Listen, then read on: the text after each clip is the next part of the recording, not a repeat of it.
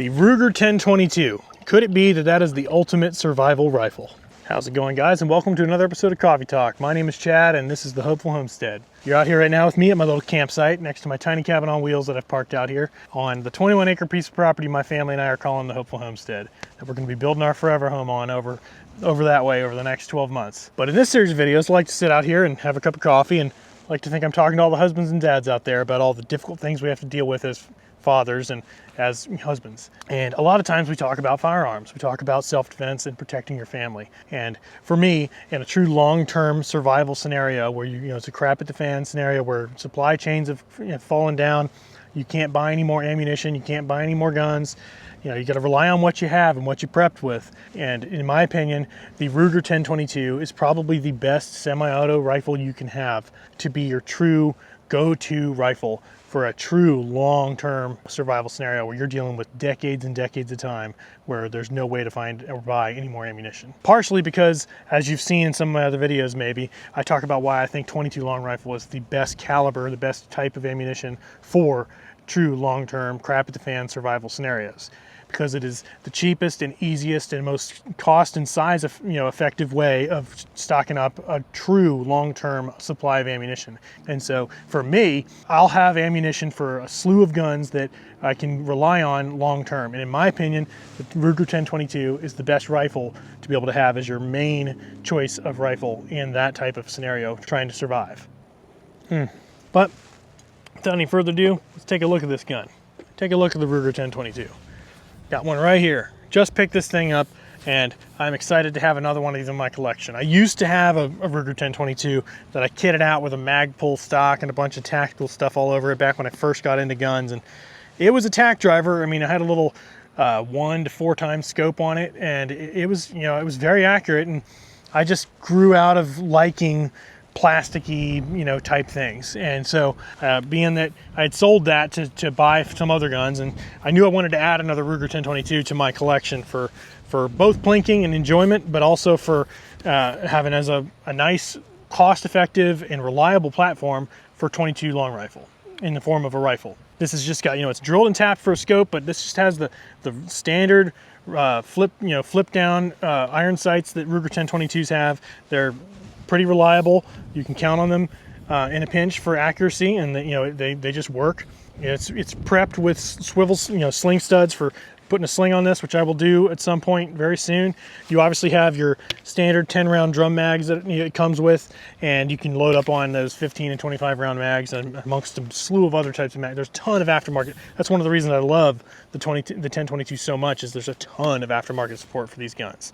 So you can really, go as crazy as you want with customizing this thing, or keep it pretty stock. And being that this rifle is only around $300 for a quality gun. I mean, this is the Ruger 1022 is sort of like the Honda of the firearm world. It's got a small little engine that is very reliable and has stood the test of time for being a reliable platform that you can count on lasting. And it might not be flashy, it might not be the most powerful thing out there, but it'll be there and it'll keep working. And that's the idea behind a true survival rifle, something that will continue to fire and continue to work long term. And at this price point, you could load up on several of these and have redundancy in addition to reliability, which in that scenario, you're set, you're fine. You save up tens of thousands of rounds of 22 long rifle and buy several of these, maybe kit them out in different ways and have them be dedicated for different purposes, but then have interchangeable mags and trigger components and everything that make it to where it's a platform you can rely on for decades without any problem. I personally love the nice wood stock of this with the nice checkering. I chose for it to be stainless so that we are in South Florida here where moisture and humidity becomes a problem. So for long-term survival where you got to rely on what you have, I want it to be a platform that won't rust as easily and won't corrode. So I got the stainless version, and I think it kind of looks nice too. It's pretty firearm. And this does have the rubber butt plate, which doesn't, this has no recoil obviously, but it makes it comfortable to shoulder and it makes it comfortable to spend a long time at the range with. And it honestly provides good grip. It is a grippy rubber butt pad so that when you're shouldering this thing, it's firmly planted on your shoulder and you can just plug. This is empty, as you can see. No ammunition in here. you'll be plinking, shooting round after round after round and keeping your line of sight down the sights and having your target acquisition the whole time with no recoil. So you're putting as many rounds as you desire on target with ease while keeping the butt of the gun gripped to your shoulder without any movement, because it's got that rubber butt pad, which I love that about this gun. I'll probably buy a few more of these over the next few years and have several of these just stocked up in a storage room somewhere in conjunction with several other 22 caliber guns to be my full survival loadout. And yes, I know people are going to say that, oh, what do you talk 22 long rifle? Why would you choose that? And I've already talked about the, obvious factors of cost and, storage space, benefits of stocking up on that. But it's still the deadliest round in history for a reason. That's a fact. It's killed more than any other round.